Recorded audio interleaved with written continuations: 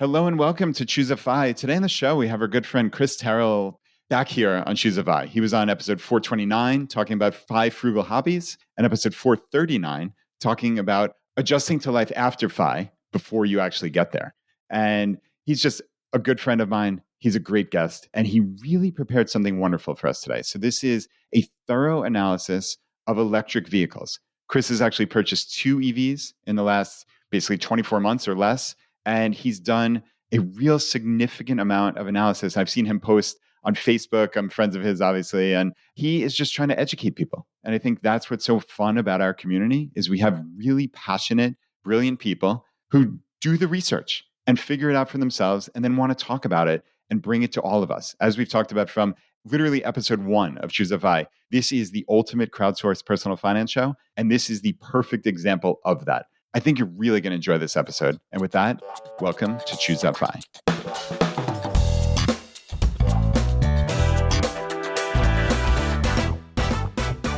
Chris, my friend, it is good to see you. It's funny, I'm seeing you much more frequently recently because you and I have been working out together a couple times a week, which has been a lot of fun. It's been fantastic, although I am quite sore from this on more than one occasion. Yeah, a couple times. But yeah, it's been fun. I had Dean Turner on the podcast a couple times now, and I've just talked so highly about this program. And it was cool that, we connected about it and just decided to work out together. And it makes it a heck of a lot more fun. I've talked about how I just walk around the gym for an hour essentially and work out for 15 minutes. But now I get to chat with you every time. So it's pretty darn cool. Yeah, I know we're not talking about strength training today, but I'm just going to pile on to yes, this is something that you need to be doing. And you and I have a little bit of an age difference. I'm in my late 50s now, and I think it's even more important to do it as you age to keep up with your health. Yeah, wholeheartedly agree. So yeah, that'll be another talk show for sure. But yeah, so today we're talking about cars and specifically electric vehicles, which I know you have jumped into. You've purchased a couple of them over the last couple of years, and I've seen your posts on Facebook, and I know you are really interested in chronicling this. And I think talking about the benefits and potentially any downsides that you see, but also just trying to raise awareness, I think is actually the biggest thing. Because frankly, Chris, I consider myself fairly up to date on a lot of things. And there are just a lot of holes in my knowledge in terms of, is an electric vehicle even for me? Is this something I should consider? It's the unknown unknowns that I just have no sense of. And I know how analytical you are and how much you've jumped into this. So we're going to spend a lot of time talking about that. And maybe, just maybe, we'll talk a little bit about, I actually have purchased a couple of cars over the last 12 months because my daughter is now of driving age. So that was an interesting thing. And actually, my 2013 Honda Civic just was not a great car. And I actually wound up buying a used car to replace it. And it's interesting how it ties together with how you purchase some of your EVs. So I think we'll be able to weave this into a pretty interesting episode for a lot of people. So why don't we get started with you? So talk to me about, I guess, your starting point for EVs and how, we're talking to the financial independence community. This is the smartest community around. Where should we even begin if we're thinking about, hey, it's probably time to get a new vehicle in the next year or two? Should EVs be top of mind at this point in 2025? Right. I think that's a great place to start. The reason why I think it's a great time to talk about it now is because I feel like that as a nation, we are shifting from EVs becoming something for the early adopter set to the easy adopter set. And what I mean by easy adopters is people who are well positioned to get an electric vehicle, and not because of the cost, but because it works for them. And we're going to get into some of those details. But what that often looks like is you have a gas car in the driveway as well. This is going to be your second vehicle. This is a car you're going to be using around town. Most importantly, this is a car that you're going to be charging from home because that's where the real savings come into play. And EVs are much, much more affordable now than they were 5-6 years ago when there were very few used EVs on the market and almost everything was brand new and almost everything was very expensive. And from a Choose FI perspective, for myself personally, I've been interested in EVs for years and they never, ever made financial sense for me. Going out and buying a $50,000 Tesla was just going to set my buy date back by such a big degree that I could never justify the cost for, frankly, a car. But within the last year, Robin and I have bought two EVs. We bought a 2023 Chevy Bolt and we bought a 2021 Tesla 3 to replace our other vehicles. And they were pretty darn good purchases at the end of the day. And they were surprisingly affordable. So that's why now is such a good time to be talking about EVs. And when I first bought my first EV, I discovered two things. One, there were a lot of things about EVs that I didn't appreciate not owning one, even though I had done a lot of research. And two, everyone I talked to that did not own an EV really had no concept of how the things even worked. So I saw there was an opportunity there to chronicle, like you said on Facebook, all of the things that I was discovering, all the pros, some of the cons, and why I just started describing myself as an EV angelist. I'm fully in support of EVs. But we're also going to talk today about a couple of things that make EVs not a great fit for some people. So I want to come at this from, let's give your listeners information about EVs that makes sense from an FI perspective. Nice. Yeah, I love that. And while you might call yourself an EV angelist, you are one of the most discerning people I know. So this is not, for anybody listening, this is not somebody who's just a dyed-in-the-wool Elon Musk fan or one of these, crazy people or anything like that. Chris has done a lot of rigorous analysis, or clearly I would not have him on the podcast talking about this. So like you said, you've been following EVs for a number of years, but it didn't make sense for you. And I think that's what's so interesting when you talk about like the $50,000 EV. And I think back to the days when like the Toyota Prius or something, or like the early days of the hybrids, where it was just unsophisticated people just kind of being frustrated at the price of gas. So they would spend $15,000 extra on whatever the early hybrid. It might have even been before the Prius. I'm not sure precisely, but $15,000 more. And like I was shaking my head. I'm like, you will never, ever in a million years make that money up. It's inconceivable. You'd have to drive this car for 1,000,000 miles. It was something absurd like that. But yet people make rash emotional decisions when it comes to their money. I mean, we know that just as I could say that as a blanket statement, having done Choose a Vibe for 8 years now, people make emotional decisions when it comes to their money. And I think in fairness, there's some positivity around that emotional decision when it comes to electric vehicles, because many people think they're doing something good for the environment, et cetera, et cetera. So I'm not saying that this is coming from a bad place by any means, Chris, but I think people don't look at the numbers like you did. And I think that's what's so interesting about your arc is seeing, hey, I'm interested. The numbers make no sense to, okay, I'm still very interested. And the numbers finally reach that threshold where it makes sense. And then maybe then some.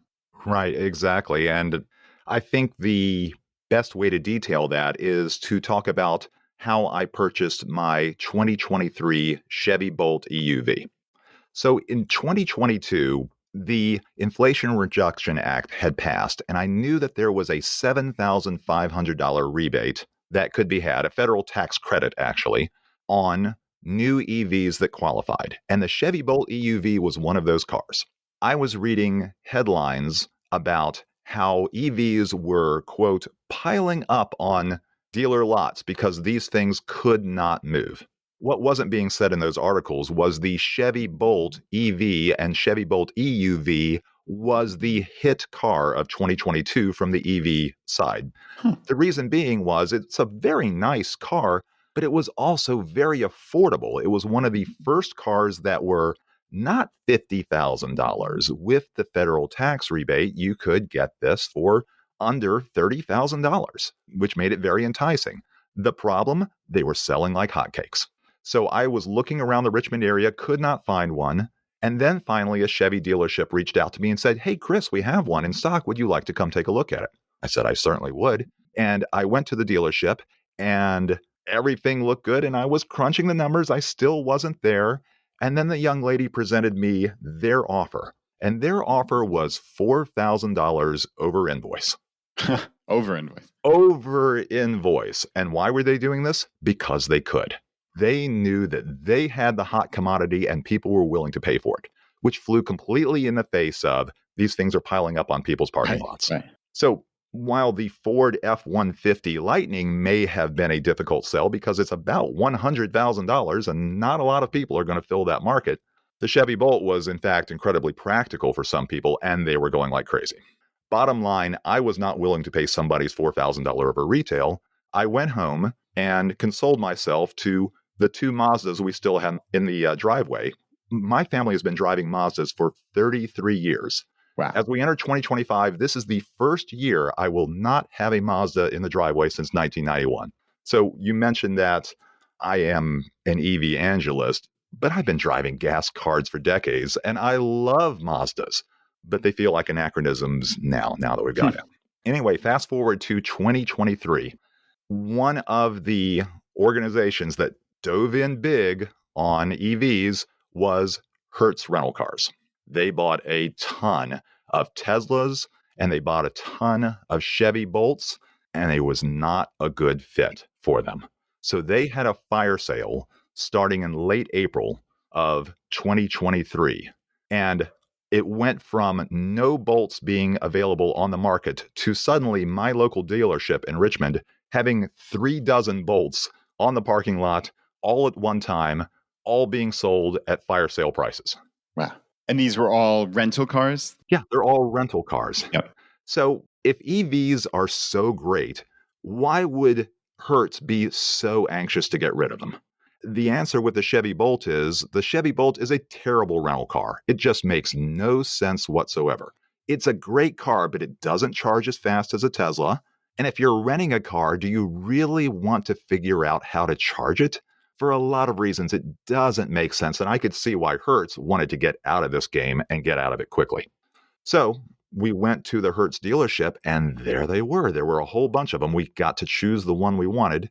We ultimately purchased a 2023 Chevy Bolt EUV with 14,000 miles and change on it for $20,840. Oh my goodness. That did not include the $4,000 rebate that is available for some models. The reason why is to get that rebate, it has to be 2 years old. And we're going to go over those rebate numbers later in the episode. At that point, we had our first EV. We started driving it, and I'm falling in love with this. Within the first month or two, I'm realizing I never, ever want to buy another gas car ever again. Huh. So that brings up one of those first points is if you've only driven gas vehicles, like I have for 4 decades, why the sudden switch? Gas vehicles are such an anachronism when you compare them to EVs. Think about it for just a moment. To propel a gas vehicle, you have to do the following. First thing you have to do is you have to pump a lot of liquid out of the ground.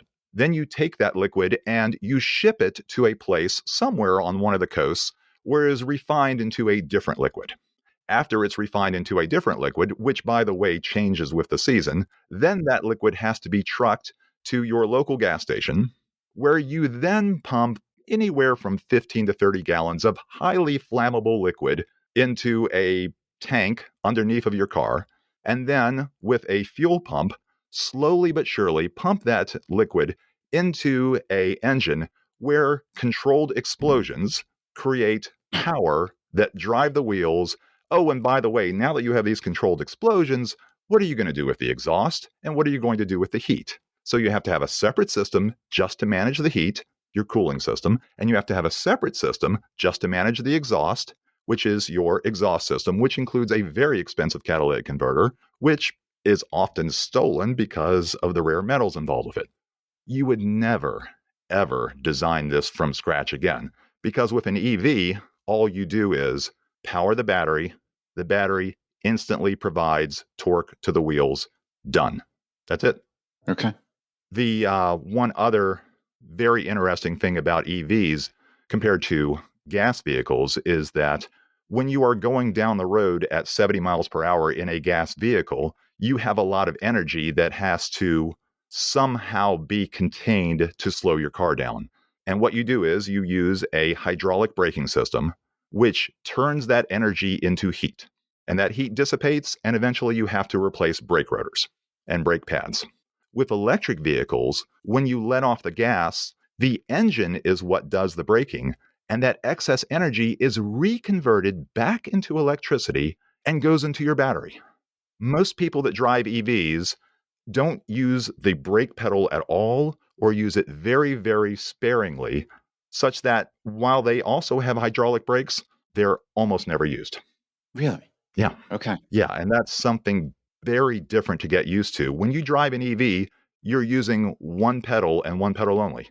And, I've been driving gas cars for 40 years, and most of them were clutches. I was used to using three pedals: a clutch, a brake, and a gas pedal, and some combination thereof. And once I realized, wait a minute, I only have to use one pedal, I don't ever want to go back to a clutch again. Yeah, that's interesting. So I've heard about this one pedal driving before, and it doesn't intuitively make sense to me. I think this is what you said before. Like, there are lots of things you didn't appreciate before owning one. And I know, like, the way that I drive, I'm not exactly a hyper miler, as it used to be called, but I try to get the best gas mileage I possibly can. So I'm always using the contours of the road. And this is on my regular internal combustion engine car. I'm always using the contours of the road to either gain some acceleration or really slow myself down. So I'm braking as infrequently as possible, actually using the pedal, but just letting sometimes hills slow me down as I'm approaching traffic lights and things like that. So that's just like a numbers geek having fun with driving. But you're describing this as an integral part of the actual driving experience on an EV. Yeah, and you know what? That fun game never goes away. And in fact, it gets better because one of the things that an EV does is it tells you exactly how much energy you're using in real time. Whereas with your gas powered vehicle, you have an idea of what your miles per gallon are, and you can do that math when you do your next fill up. You can do that hypermiling, as if you want to use that phrase, and I'm very familiar with it. And I did all the exact same things you did with that. And yeah, you gamify how efficient can I use this battery? It does make you drive like a grandma sometimes, but frankly, the way people drive today, driving like a grandma isn't necessarily the worst thing. I trust zero drivers out there today. I just assume they're all looking at their phones. Yeah, no, that's certainly fair. And also the way you described traditional cars, there are so many parts. There's so many systems. There's so many things that can break constantly. Yeah. Right? Like, I don't want to jump ahead of where you're going, but that just jumped off the page to me in terms of the way you're describing that versus I'd be curious, like a side by side comparison of an internal combustion engine car with all these systems versus an EV and how that stacks up. So I don't know if that makes sense now, Chris, or if we punt that for later in the episode. Well, I think we can tease a little bit of it out in that if you are in the FI world, and chances are you might have, to bring up your 2013 Honda Civic, that Honda Civic would now be 12 years old going into 2025. And it's at the age where things are going to need to be replaced. Radiators, catalytic converters, exhaust systems, all these sorts of things, starters, alternators, things that after 12 years, you would expect to start breaking. And these are all expensive repairs. And so one of the big selling points of EVs is there's just a lot less to break. They are much, much technologically simpler vehicles in that there are less parts. They are more technologically advanced while being simpler at the same time. The internal combustion engine car is a miracle of modern technology, but you would never build it again. It's amazing to me that Honda and Toyota and Mazda build cars that are so freaking reliable, but everything breaks over time. And there is a very, very lucrative market for fixing old cars because they're just going to break over time. Yeah. So, right, just quickly, I've heard friends of mine who have EVs kind of flippantly say, and I don't know whether this is actually true or not, but flippantly say, like, oh, yeah, the only thing I'll ever need to replace are tires. Again, I don't know how much of that is true and how much is just boasting, but nevertheless, I suspect there's some truth to it. Anecdotally speaking, I know people that have never had to do anything outside of basic maintenance to their vehicle. And basic maintenance does not include brakes. There's just so little to go wrong on these vehicles. I think that for people who don't own an EV, the biggest point of concern is the battery, because the battery is several $1,000s if you have to replace it. And that's going to be your most expensive repair. And now that the data is in over the course of well over a decade now of vehicles being out there, Tesla launched in 2008 at this point. Tesla is now is entering its 17th year. Wow. So there are Teslas that have been on the road 10, 12, 14 years, and they're discovering now that the batteries actually last a really long time. So when I'm reading in the comments section, when I do a ton of research on EVs, yes, you're right. People are pretty flippant about it. But the overall experience is there's just less stuff to break. It's a simpler car. You're going to be paying less for repairs over time. I think that's 100% true. Okay. You will, however, pay more for tires over time if you are heavy on the accelerator, because these cars have so much torque compared to gas engines that it is easy to bark tires. It is easy to wear them out quicker. However, I found driving mine that I'm not seeing significantly different wear if I drive it like I'm just going to say normal person. Don't launch from the line over and over and over. Yeah, if you want to spend more on tires, go ahead and do that. It is a very fun experience to hit the accelerator pedal on an EV and see just how quickly you lurch down the highway compared to your ICE car. Chris, it's wild. I remember Brian Feraldi, who a lot of listeners will know quite well. He came to visit me here in Richmond one day, and he had a Tesla, and he's famously a Tesla stock owner and such. So he had a Tesla, and I could not believe how fast that thing accelerated. It was extraordinary. I'd never seen anything like it. When we test drove one in 2022, my wife likes to drive a little more aggressively than I do. I'm just going to leave it there. And as we pulled onto the on-ramp to get on the interstate, she hit the accelerator and she literally rocked my head back into the headrest. I had not experienced that in a car before. They are shockingly fun cars to drive. I think that's another thing that should be thrown out there for people who think, oh, EVs, they're this Sierra Club green choice and people like them and they don't have any pep or power or anything like that. The opposite is true. They are so much fun to drive, and they will beat a lot of cars off the line that have to, first have those controlled explosions within an engine and then transfer the power to the tires. Whereas with an EV, it's just literally instantaneous. All right, Chris. So you said before that now is the right time to buy an EV. And I'm curious, what's special about now, 2025 or even 2024? What's going on now that makes this the right time? Sure. The market has changed. That's the simple answer. Two key things have made it much more affordable to buy EVs now. The first being the Inflation Reduction Act, which was passed by Congress in the still current administration for a little bit longer.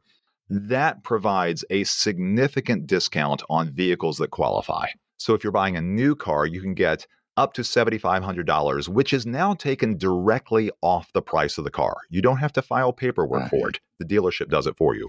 Or $4,000 for a qualifying used car. At this point, there are enough EVs being sold that there is a large and robust used car market. And this, I think, is where the FI listener should be perking their ears up at this point, because EVs and all cars at this point are still very, very expensive cars to buy. The average cost of any vehicle to own is now close to $40,000. Wow. But oddly enough, electric vehicles have depreciated faster than ICE vehicles. And because of that, they are very affordable now. And if you can get one that's under $25,000, which makes it qualify for the $4,000 rebate if you check a few other boxes, you can now get into an EV for $15,000, $18,000, $20,000, $22,000. That makes it much more appealing to somebody looking to replace a car. So I mentioned used cars are much more affordable now. The reason why used cars are much more affordable now, in one respect, is there's just a lot more of them out there. A lot of EVs were leased, and when those cars come off of lease, guess what happens? They go to the used market. And if there are too many of them at one time, prices end up deflating. Almost 7% of all American cars on the road now are EVs, and this is according to Edmunds.com. That means that 1 in 14 cars on the road are an EV. And that's just, we've reached that point where it's hit critical mass, where an EV is no longer an oddity that you see now and then. You're seeing them all over the place. And I think the marketplace is just coming into play now. I would say that's the big reason why cars are becoming a lot more affordable now. That makes sense. And also, like you said, companies like Hertz, who really overinvested in, I guess, their estimation now, overinvested in EVs, they've had a absolute glut of these on the market. I know I actually, at your insistence, I went down to the Hertz in Richmond here and visited because I actually ultimately wound up purchasing a 2020 Hyundai Elantra, so a regular internal combustion engine car, and got a great price on it, frankly. But I saw a couple dozen Teslas there.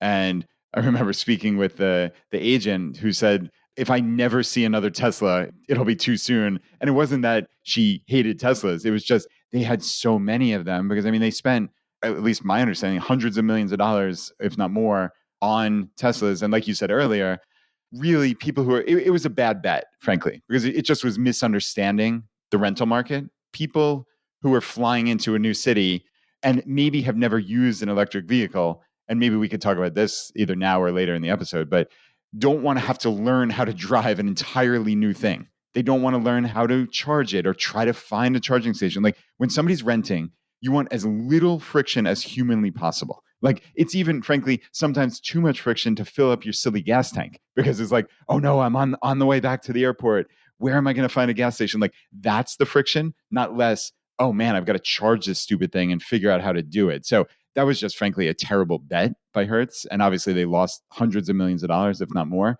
But on the upside, it helped out people like you who were able to purchase one or more of these vehicles from Hertz, which is a pretty nice little side benefit for you. Yeah, I agree with your analysis 100%. And the reason why I agree with it is because you could go to the Hertz website and see how many vehicles were available. And the Bolts flew off of their shelves. And the Teslas weren't far behind it. They simply had more Teslas to sell than Bolts because they invested even heavier into that. And I agree with you. When you're renting a car, you don't want to learn how to drive it. I think you described that perfectly. And yes, that threw a ton of vehicles into the rental market as well. And honestly, the simple economics of owning a car are if you walk into a dealership and you buy or lease a vehicle, let's say you're going to buy an EV and you buy it for $50,000. When you walk off the lot, what is it worth? It's worth whatever you can sell it for at that point. So whatever the I market will think there's bear. just a simple element to it. It doesn't matter that you paid $50,000 for it. I'm not going to pay $50,000 for it used. And when it's 3 years old, well, all right, I'm willing to give you $24,000 for it. So I think it's very similar to all car depreciation. They lose value and they lose value fast in the first 3 or 4 years. I will note that the depreciation really tails off after 3 or 4 years. 3 or 4 years is the sweet spot because a 6-year-old EV isn't going to be that much better than a 4-year-old EV as far as price goes. A 4-year-old EV that you might get for, let's say, $22,000, that 6-year-old EV might be $18,000 or $19,000, and it's just not as appealing at that point. Gotcha. Are there, I know I'm jumping around, but there's so many interesting things. People who would be maybe wary of purchasing a used EV because they've made up something in their head about the battery life, or maybe the person who owned it before me didn't charge it right or something. Like I'm thinking of every excuse in the book. Like, are there legitimate reasons to not want to purchase a used EV as compared to a used internal combustion engine car? Or is it, in your estimation, is it fairly similar? I think it's fairly similar. All the reasons why you would not want to purchase a used vehicle, electric versus ICE, are exactly the same. It's hard to know if your car has been dogged by the person who owned it before you. When we bought our 2021 Tesla earlier this year, it had 51,000 miles on it. It had one owner, and we hope that owner treated it well. It certainly looks good. It's a beautiful car. We've had no problems with it after the first 3 months of ownership, and I have no reason to expect that we will. But yeah, you're buying a car that somebody got rid of for a reason. And so that's always going to be in the back of your head. And I think I would answer your question with, if this is the sort of thing that is going to keep you from buying a used vehicle, maybe you're not the kind of person who's going to buy a used vehicle to begin with.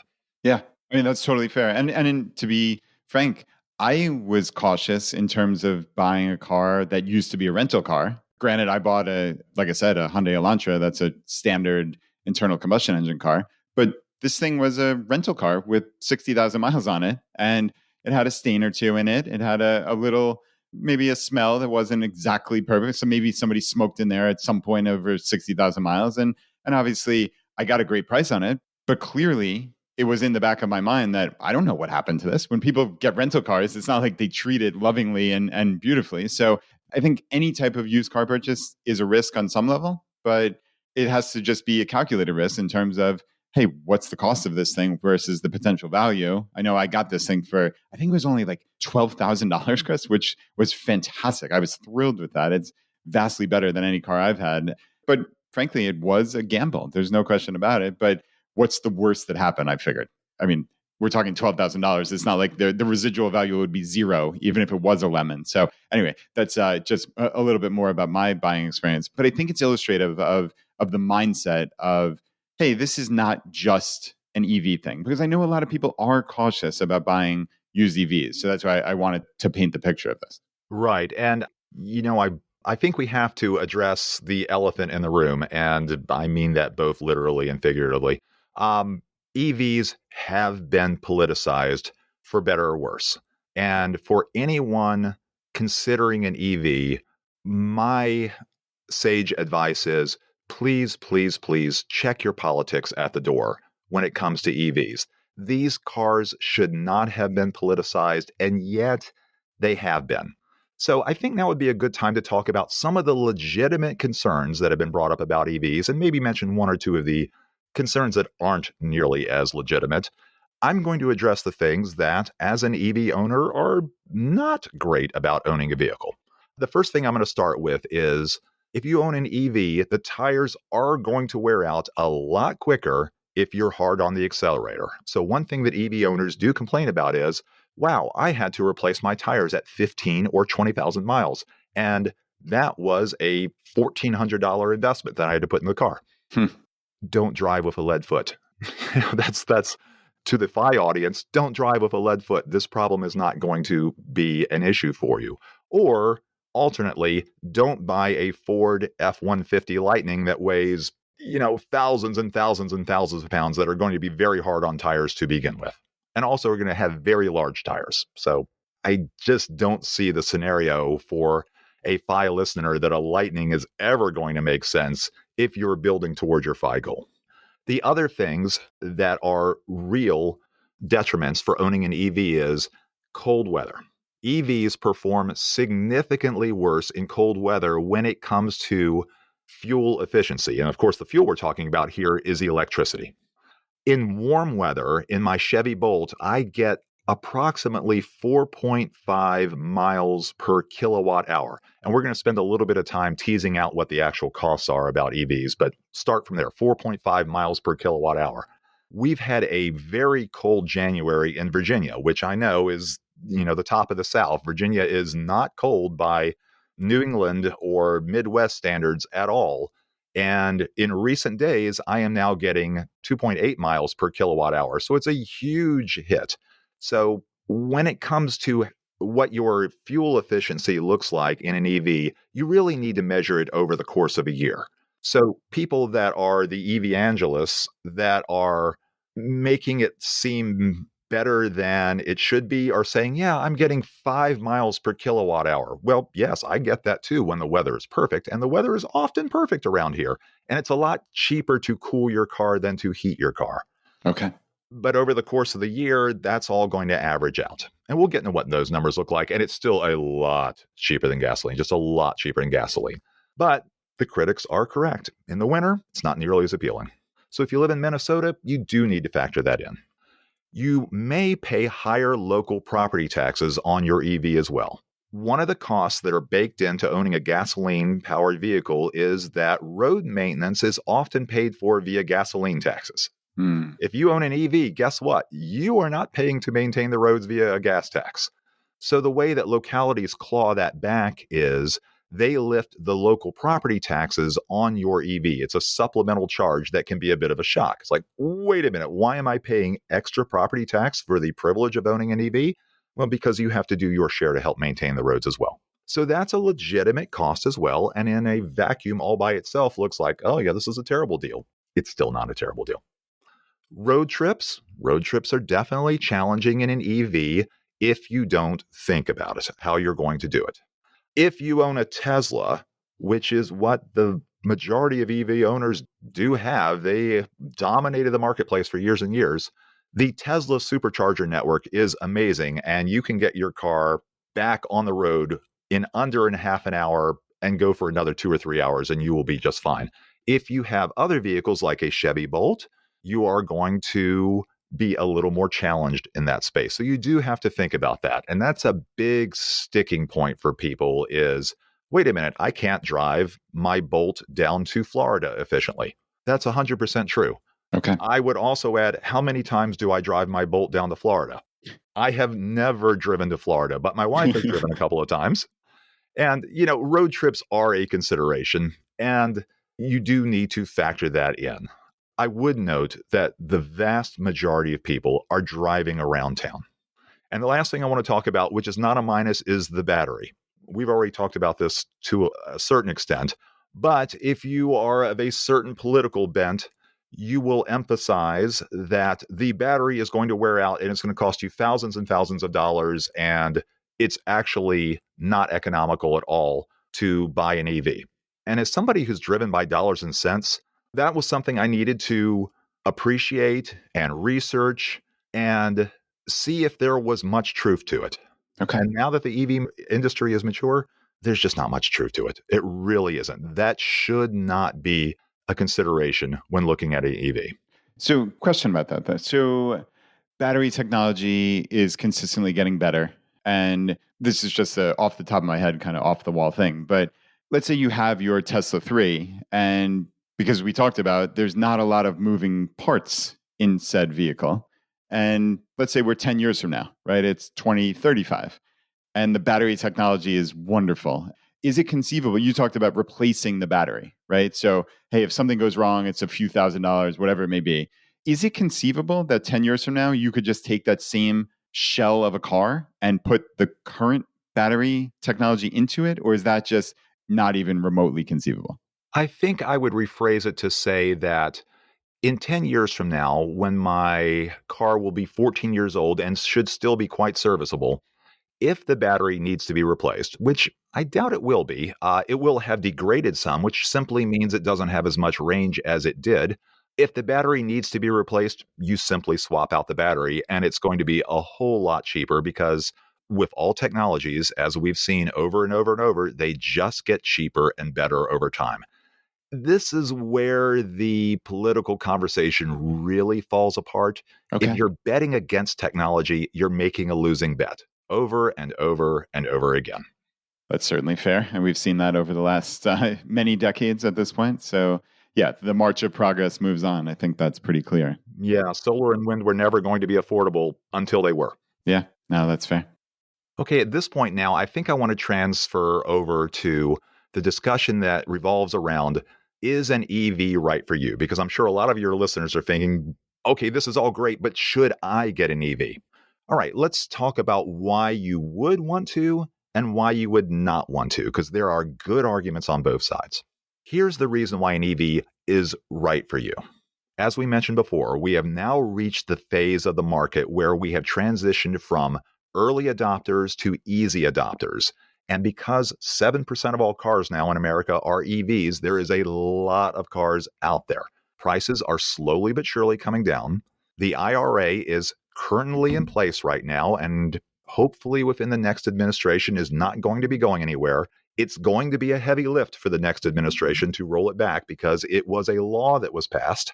That means it's going to have to go through Congress, or a lot of hoops are going to have to be jumped through. So those rebates should still be in place. And there are a lot of used EVs on the market that have depreciated a lot. The next reason why you would want to consider an EV is the total cost of ownership is going to be a lot less over time than an ICE car. You can go ahead and do your own research. As long as you go to reliable sources over and over and over, the verdict is in. It's just cheaper to own an EV over time than an ICE. The biggest reason why it's cheaper to own an electric vehicle is because the fuel is so much cheaper. Here's the caveat.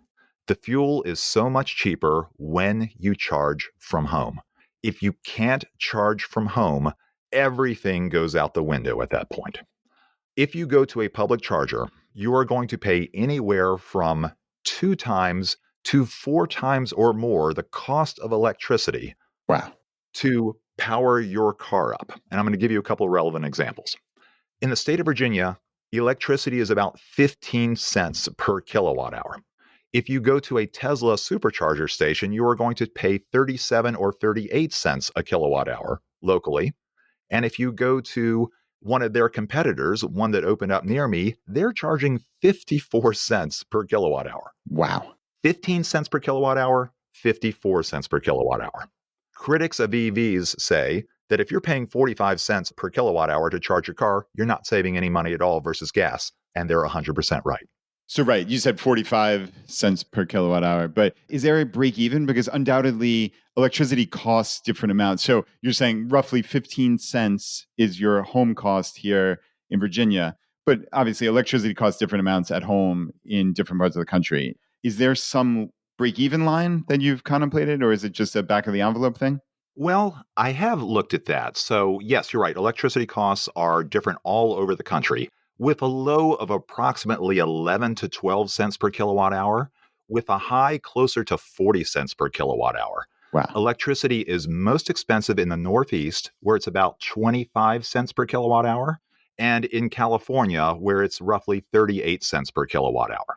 So I was saying that if you go to a Tesla supercharger in the Richmond area, you're paying 38 cents per kilowatt hour, but in California, electricity is 38 cents per kilowatt hour. Here's the difference. Gasoline is much more expensive in California than it is in Virginia. Everything's more expensive in California. That's a great point. So, right, it would be naive to just say, oh, the electricity costs more, so therefore that's the only factor, the only variable, and that's obviously not the case. So you have to look at both sides of it. Yeah, but you do have to do your math. So are you ready for a little math? Let's do it. Okay. One of the things that has been pushed to people is the mile per gallon equivalent of electric vehicles. Unfortunately, it doesn't work nearly that well because there are too many variables in both the gasoline side and the electric side to consider. So we'll start with the obvious one, gasoline. You pay X amount of money per gallon, and you get roughly the same gas mileage in your car, a little bit less in the city and a little bit more in the highway. So let's say right now the national average is about $3 per gallon. And if you're getting 25 miles per gallon from your vehicle, then it is $3 to drive 25 miles. Or another way of putting it, it costs $1 to drive just over 8 miles. So your trip up to the store and back, let's say it's 8 miles, that's $1. Yep. That's pretty easy to get your arms around. With electric vehicles, there are these variables to consider. One, how much are you paying for electricity? And that's the biggest one. And this, like we said, the swing is huge. If you're charging at home, you should know how much you're paying per kilowatt hour. The easiest way to do that is to look at your electrical bill. See how many kilowatt hours you bought or consumed over the last month, divide it by your monthly bill, and there you go. Like I said, in Virginia, it's going to average about 15 cents per kilowatt hour, and it's going to be different in different areas. There you go. It's 15 cents per kilowatt hour in Virginia. Now you need to know how efficiently you're driving your car. We talked about that earlier. In spring, I'm getting almost 5 miles per kilowatt hour, whereas in the winter, I'm getting closer to 3. So we're going to split the difference because that's about what I've been getting. The odometers in these electric vehicles will tell you how well you've done over time. And I get 4.2 miles per kilowatt hour in my Bolt as long as I've owned it, but I haven't gone through a full winter yet. So we're just going to call it 4. 4 miles per kilowatt hour. So that means for 15 cents, I can go 4 miles. And for 30 cents, I can go 8 miles. Now, remember the gas equivalent where we said it cost $1 to go 8 miles? Yeah. Now I'm paying 30 cents to go 8 miles. If you're charging at home, my costs are 1/3 of what it costs to use a gasoline car. And I can tell you that Robin and I, we're both fully FI at this point. We don't have full-time jobs, so we are not commuting back and forth to work. But I will tell you, we're super active people, and we were still managing to spend about $300 a month on gasoline because our house is central to the Richmond area, but close to absolutely nothing. We're in this diamond in the rough neighborhood that we absolutely love, but we have to drive everywhere to do anything we want to do. So we just put a lot of miles on our vehicles. Yeah. And Chris, just to slow down there for a second. So when you were doing the analysis, you were saying for gas, it's maybe roughly now $3 per gallon. We're figuring 25 miles per gallon. That came out to about 12 cents per mile. So I just did the quick math and said, okay, you're going to have this car for 100,000 miles, which I think, frankly, most people in the FI community are going to have for longer. But we'll take 100,000 miles times 12 cents. So that's about $12,000 in gas. Yeah. Right. Now, you said yours is about one third of that. It might even be a little bit less, frankly, but we'll say a third. So that means over a comparable 100,000 miles, you're saving $8,000 Yeah. in gas versus the electricity that you're spending. Right. So when you talk about the overall cost of ownership, I think that's the picture that I hope people leave here with. And obviously, we're nowhere near done, but it's, well, now, especially with these used vehicles, the price of purchasing has come down. So it's no longer the 50,000. It's much more in range and maybe even cheaper, frankly, than buying certainly a new car. Even a Honda Civic, I went in and it was like $26,000. I couldn't believe it. But like we talked about, there aren't that many parts that break. Maybe the tires are a little more expensive, but you're also then saving, if we're figuring back of the envelope, $8,000 in gas costs per 100,000 miles. So you're starting to understand, and let's be clear, I am not an EV evangelist at all. So I'm coming in with a very skeptical mind, but I'm also a math person. So I'm seeing the picture here. So it's making a whole lot of sense to me.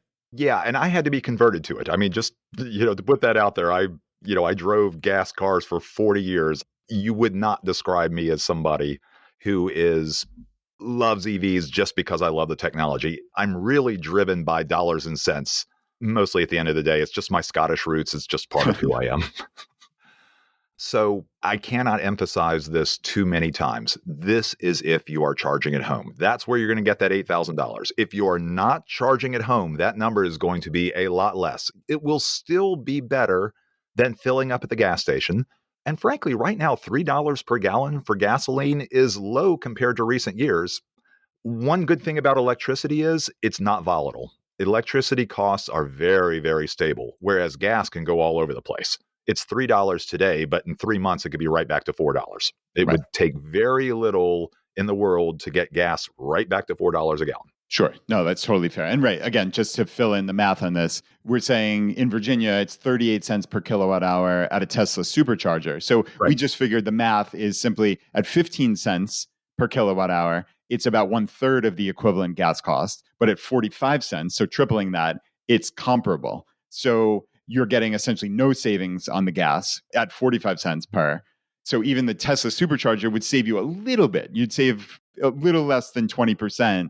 But nevertheless, that's nowhere near the massive 2/3 or even more 70% savings that you're talking about. Yeah, it's not a very compelling economic argument for an EV at that point. So if someone were to ask me, Chris, should I buy an EV? My very first question is, can you charge at home? And if their answer is no, I'm going to be asking them to take a big step back and say, all right, well, why are you getting into an EV? Because now you're going to have to use public chargers, and the savings, while still there, aren't going to be nearly as high as they used to be. Right. Also the convenience, right, of having to go out and charge it elsewhere. So that's not insignificant as well. Yeah, exactly. So now that we've talked about some of the negatives of getting into an EV, let's talk about some of those positives of owning an EV, why you would want to at this point.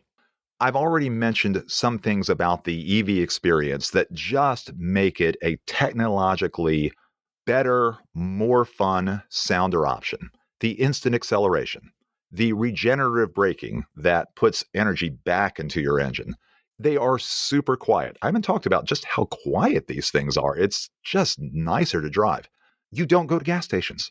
If you're charging at home, that's one of the things you never have to deal with. If you're charging at home, you park your car, you plug it in, which takes literally 10 seconds, and you always have a quote unquote full tank of gas to start the day. You should almost always be at maximum mileage or close to it if you're driving normally. Also, there are other things that are associated with owning an ICE car that you don't have to deal with. You don't have to do oil changes. There's no exhaust system. There are almost no brake jobs. There is more routine maintenance that you are going to do through the dealership, through an independent repair place, through a Jiffy Lube that you just don't have to deal with an EV. They're just simpler to own. And Chris, like you mentioned, it is fun technology too, right? Like again, I'm not a massive Elon Musk fanboy, but you sit in a Tesla, and I know I've driven in a couple recently when I was out in Phoenix. I know Pete, Mr. Money Mustache, has one and drove us around, and it's just cool technology. I mean, seeing the big screen and just the self-driving, part of the self-driving is interesting too. That might not be exactly ready for prime time, but it's pretty darn cool. And there's just a lot of neat things that make it a whole lot more fun than a traditional car. So that's a very amateur way of looking at it, but it does seem like a fun car. They are. They're just super fun cars. I'm not really a car guy. I mean, I've always had cars because I've needed to have cars. And like I said, we've had 7 different Mazdas in our family. And usually when we got rid of the Mazda was because, well, it was 19 years old and it was at the end of life at that point. We drive them until we donate them to the local public radio station. Cars are utilitarian and practical for me, but I have had more fun in these EVs than I've had in any car since I started driving back in the mid-'80s. So I did mention charging at home, and there are a lot of questions about charging from home and charging in general with EVs. And I want to take a minute to explain that because a lot of people don't understand, okay, I know I have to charge the battery, but how do I actually do that? So there are 3 ways that someone typically charges their car. One we've already discussed is going to a supercharger and charging your battery relatively quickly for more money than you might want to pay if you're in the FI world. If you're charging at home, you're either going to use something that's called level 1 charging or level 2 charging. Level 1 charging is literally plugging a 3-prong outlet into a socket and then plugging your car in. Okay. And one of the things that detractors of EVs like to hit on is how incredibly slow that is to recharge your car. When you plug in using level 1 charging, you're either going to recharge at 8 amps or 12 amps. And this is depending on whether you've plugged into a 15 amp circuit or a 20 amp circuit. So when we charge at home, we actually have 2 EVs now, and we use level 1 charging, and one car is plugged into a 15 amp circuit and one is plugged into a 20 amp circuit. So we're able to plug both of our cars simultaneously. I will point out they are on different circuits. You cannot put 2 level 1 cars on the same circuit. You will absolutely blow the circuit. Okay. 3.5 miles per hour is not a lot of miles. But I will point out that if your car is parked in the driveway from 8 p.m. to 8 a.m., well, let's just do a little math because that's what 5 people do. 8 times 3.5 is 32 miles. And 32 miles is a lot of driving for some people. 32 miles may be their daily commute. 32 miles may be less than what they typically use. How do you know if that's right for you? If you've been driving for a long time now, you probably have a good idea of how many miles you put on your vehicle per year. I typically put 12,000 to 15,000 miles on my car every year. So let's just do 12,000 because that's easy math. It's 1,000 miles per month. If I'm getting 32 miles at 3.5 miles per hour, which is just overnight charging, 30 days in a month times 32, guess what? I'm right at 1,000 miles. Okay. Robin and I are using level 1 chargers, and I have never used the Bolt at a public charger as long as I've owned it, and I've never had a problem with mileage. I've never come close to draining the battery. It's usually at least half full. Most days it starts off at 100% full because, I say parked 12 hours. If your car is in the driveway, it should be plugged in. One of the tenets of EV ownership is when you're charging at home, you follow the principle of ABC. Always be charging. Okay.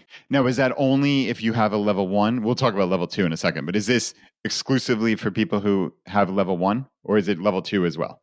It can be true for level 2 as well, because once your car is charged, it doesn't keep on charging. It knows when to cut itself off. Okay, very cool. That's information I didn't have. Come back to how much you charge your battery, and we'll come back to that. A level 2 charger is an additional cost that detractors of EVs like to point out.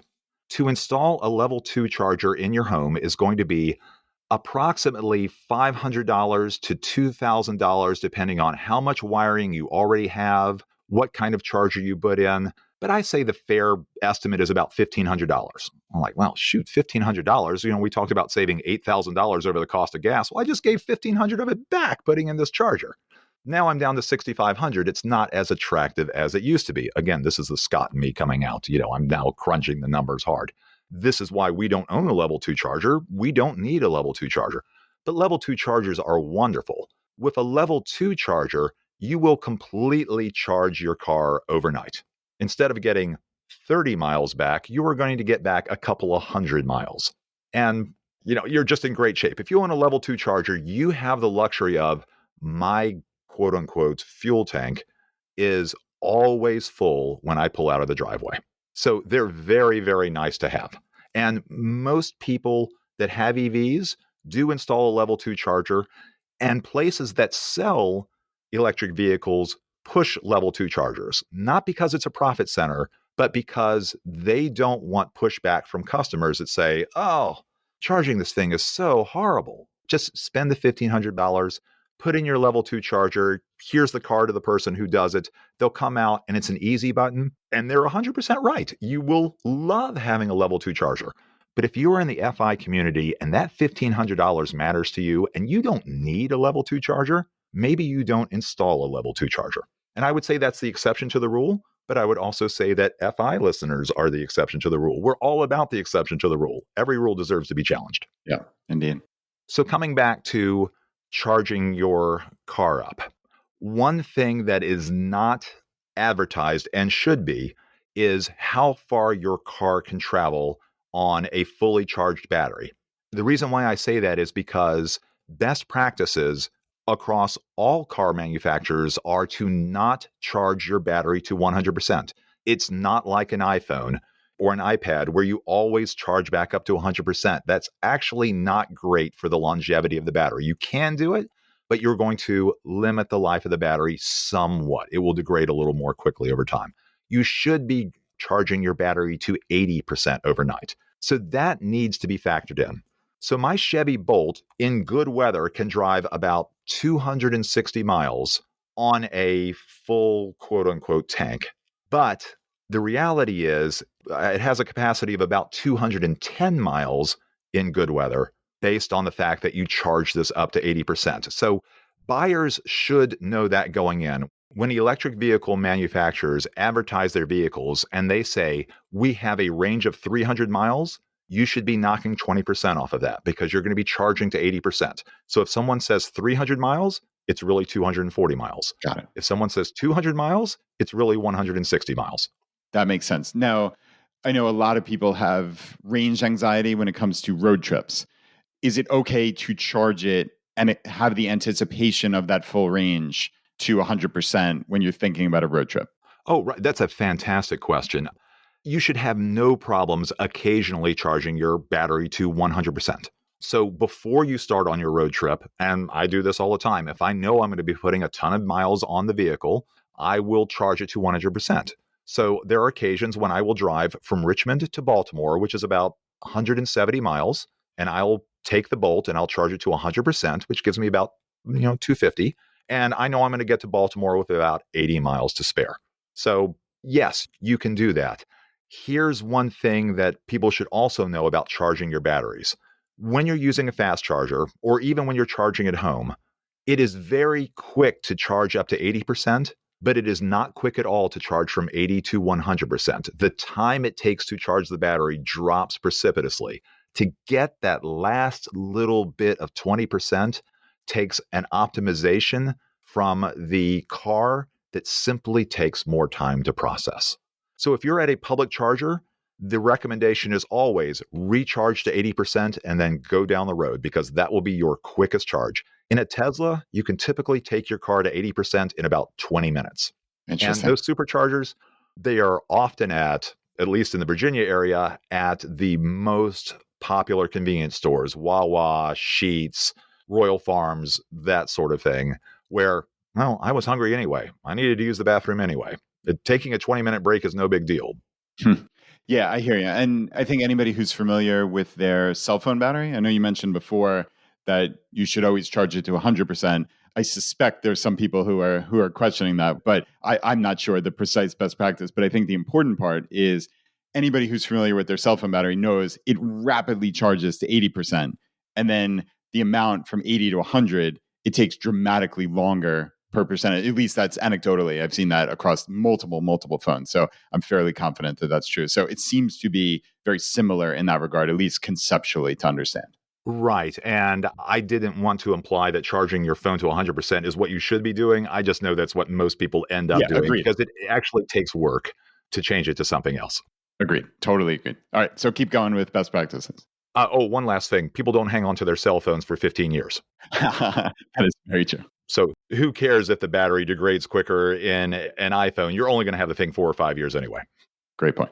So at this point, we've talked about whether buying an EV makes sense or not. And I would wager that some people are thinking now, yeah, an EV probably does make sense for me. And I would also wager that most of the people listening to this podcast are going to be conscious of the money they are spending. If you are a wealthy person and can afford an F-150 Lightning, by all means, knock yourself out. You didn't need me to tell you that's a good purchase for you.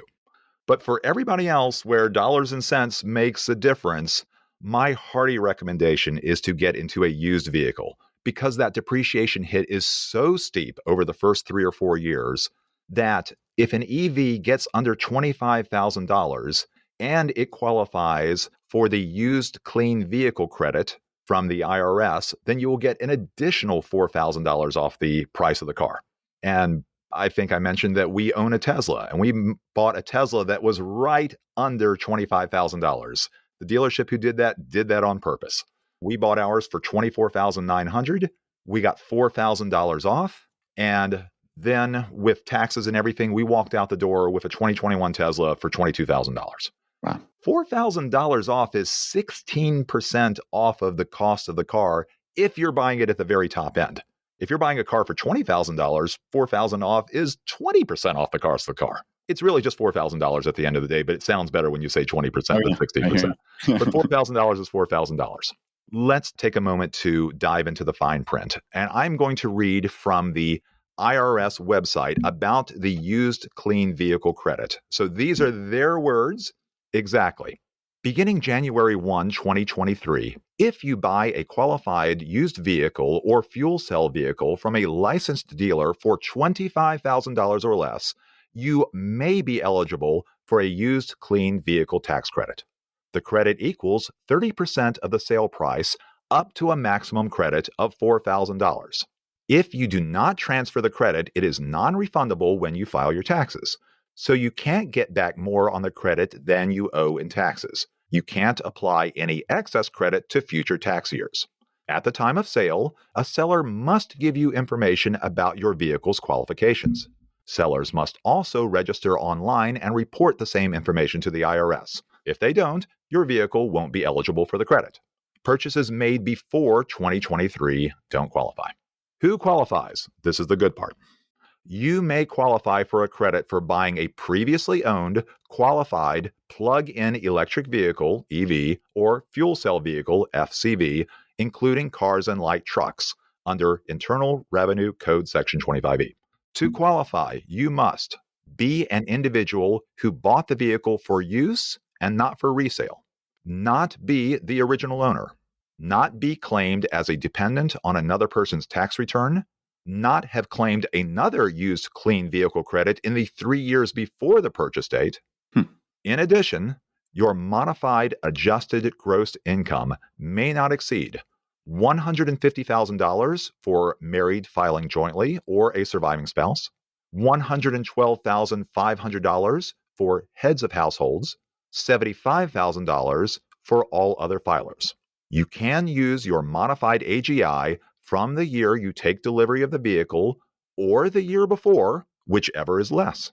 If your income is below the threshold for one of the 2 years, you can claim the credit.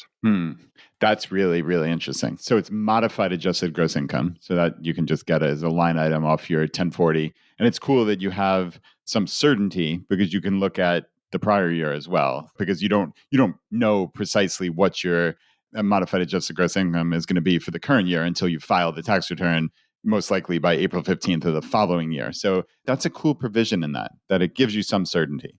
Right. And there was a lot of words in there. And I think the key points are the car needs to be at least 2 years old. My Chevy Bolt, which was a 2023, didn't qualify because it wasn't old enough. But now that we're in 2025, a Chevy Bolt could qualify. You also need to go to the IRS website and see which vehicles do qualify. But here's the simpler way. If you're buying a car from a dealership, they are going to list whether the car qualifies for the credit or not. Whether you qualify for the credit, the dealership isn't going to have that information. They don't know what your adjusted gross income is, but they can tell you if the car qualifies for the credit. So when we bought our Tesla, we bought it from a dealership that only does electric vehicles, and right on the website was, this car qualifies. The other interesting thing is, if you're going to buy one of these vehicles used, you should buy it from a dealership that will do the paperwork for you. I did not have to go through any hoops other than sitting in the dealership for an extra 15 minutes giving them information to get that $4,000. It was taken off the price of the car. And that's an easy button built into the Inflation Reduction Act that has made it super compelling to get an EV now. And if you remember, when I started reading off from the IRS website, it said beginning January 1, 2023. That's why buying an EV now is compelling, because that 16 or 20% off, that wasn't available in 2022.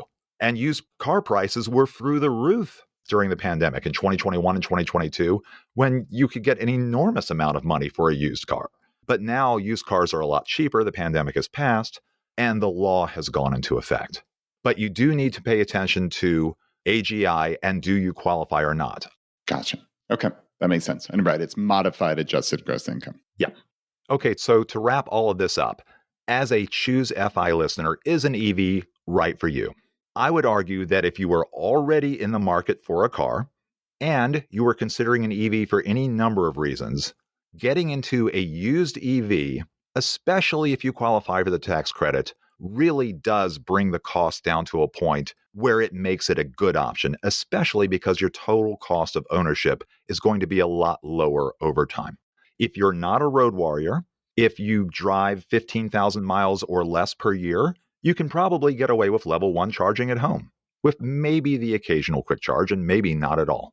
And my last thought regarding that is buyer beware. If you buy an EV, you're never going to want to go back to a gas car. I can almost promise you that. It is a very compelling case, Chris. And, I think for me, I'm almost there. And I think that's actually, frankly, part of why I purchased such an inexpensive car for this kind of intermediate time where I feel like I could be convinced. And I suspect you're doing a pretty good job of convincing me that an electric vehicle is maybe my next car.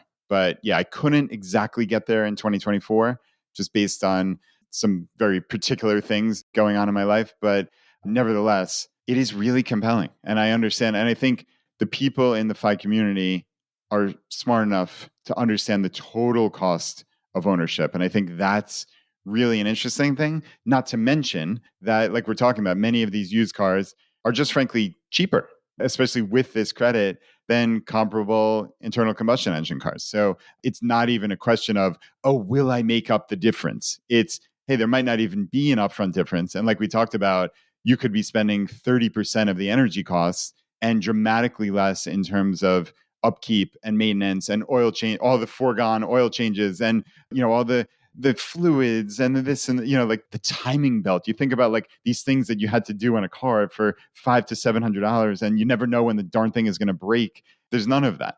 Oh yeah, there's no timing belt. We didn't mention that at all. But you really hit on a good point, Brad. It doesn't make sense for you right now. I have a buddy that would love to buy an EV right now, but he lives in a condo. And because he lives in a condo, he can't charge at home. And because he can't charge at home, my counsel to him is, until they install an EV charging station, don't buy one. Yeah. I mean, I love the cars, but it needs to be a good fit. And every listener should really they should be doing the math on this. If it fits well from the math side, and it can fit well from a number of other sides as well. But if you're trying to get to FI and you're thinking, does an EV work for me? Take into consideration what the total cost of ownership is going to be, starting with, can you charge from home? If you can't charge from home, I'm going to have a tough time making that sell. Agreed. Chris, thank you so much for coming on. Thanks for all this analysis. I know you wrote a 5-page outline here, which we pretty much touched on probably 95 to 100% of it. And it's really helpful. I suspect a lot of people are going to have questions. So obviously we have our main Facebook group, but really the best way for you to send in a question is just go to choosefi.com/feedback. And we have our new feedback page there. And Chris, almost undoubtedly, we'll do a follow-up to this with questions that people have, because I'm sure they're going to come pouring in. So yeah, if you have a question, choosefi.com/feedback, and we will definitely make a real strong effort to have a follow-up episode, because I think this is important. I think this is really top of mind for people. So again, thank you, my friend. I appreciate it. Brad, thanks for having me on. It's always a pleasure.